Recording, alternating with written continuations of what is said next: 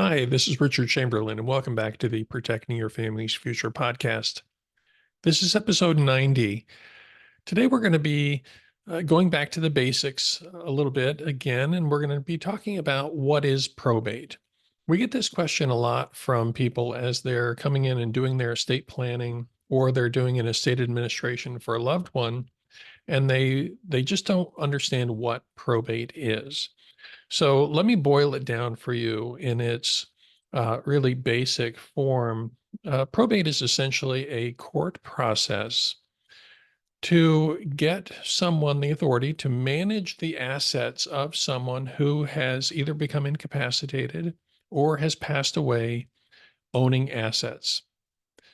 So, when someone owns assets, if they want to do something with those assets, whether it's a bank account or a piece of real estate or an investment account or an automobile, they can just do whatever they need to do with it because they have the legal authority to get into that bank account or to sell that vehicle or to sell that real estate.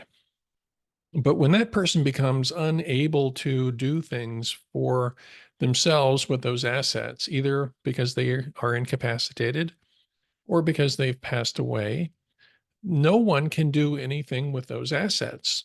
And so someone has to be appointed by the probate court judge to be the person who is in charge of those assets, is the person in charge of the estate, whether it's a guardianship estate or the deceased person's estate through the estate administration process. So, probate is really all about getting someone the legal authority to manage assets that no one has the current legal authority to manage. So, someone applies to be the executor of the estate of the person who passed away. The judge gives someone what are called letters of authority, and those are papers that say that that is the person who is now legally authorized to access the assets of that deceased person.